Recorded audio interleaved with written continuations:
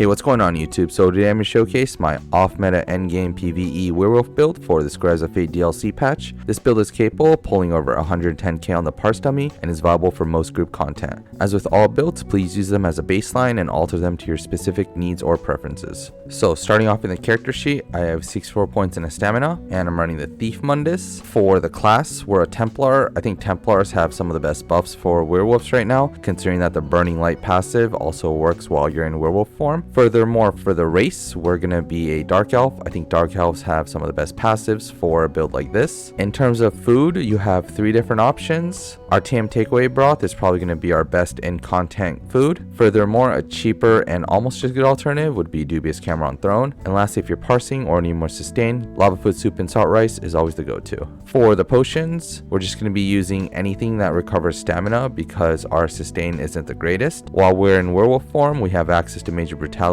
and Major Savagery, so you can just opt to use Essence of Stamina. You can also choose to run Tri-Stat Potions, which would do just fine as well. So for CP, for the blue tree, we're going to be running Exploiter, Master at Arms, Deadly Aim, and Wrathful Strikes. Swap out Exploiter for a crit damage CP, especially in content if you need more crit damage. For the red CP, Celerity, Rejuvenation, Fortified, and Balanced Vitality. So for the gear, I have a standard setup with Pillar and Nern, Reliquin, One Piece Slime, and Harpooners. For the main hand, we have a Pillar and Nern Dagger, Nernhoned with a Flame Damage enchant, and the offhand Charged with a Poison Damage enchant.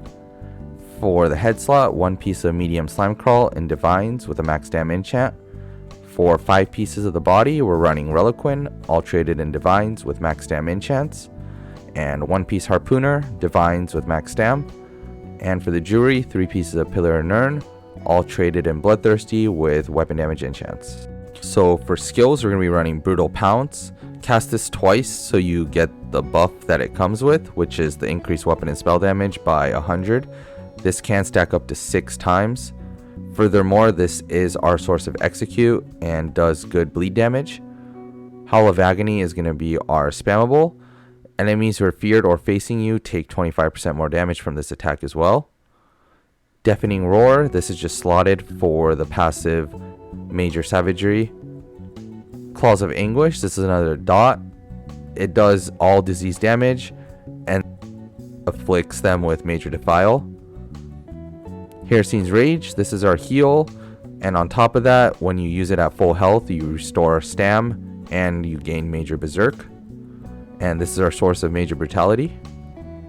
And lastly, this is our Werewolf Transformation. We're going with the Werewolf Berserker for the extra bleed damage you get from your light attacks. So for the rotation, it's primarily going to revolve around keeping up our Brutal Pounce stacks, meaning once you cast Brutal Pounce twice, you can cast about 6 or 7 skills until you need to cast it again. During this time, keep up your Heresine's Rage and Claws of Anguish, and then just use your spammable, which is your Howl of Agony, and that's it. So for closing thoughts, I did test out Oakensoul. It was about 5 to 8k DPS lower, and the same goes for Zovgan as well, which was the primary set that I used for previous iterations of the werewolf builds. And just very quickly, some gear alternatives. Core Riptide isn't a bad choice considering sustain is actually pretty bad on werewolves. Aegis Collar is a good choice if you want to replace Reliquin or even Pillar, just because of the fact that it is a strong proc. Venomous Smite is also another good proc set. Berserking Warrior also still has its place. In terms of damage, it's actually pretty good still. Back Alley Gourmand is also a solid set if you need more crit damage. Whirl Adepts and Sororia aren't bad sets either.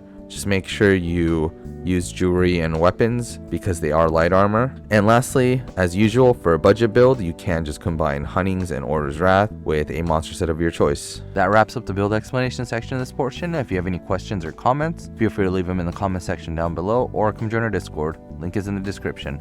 I will have a written guide linked in the description for those who would prefer that. And as always, thank you to my YouTube members. Feel free to stick around for an attached parse. If not, have a good day and thank you again.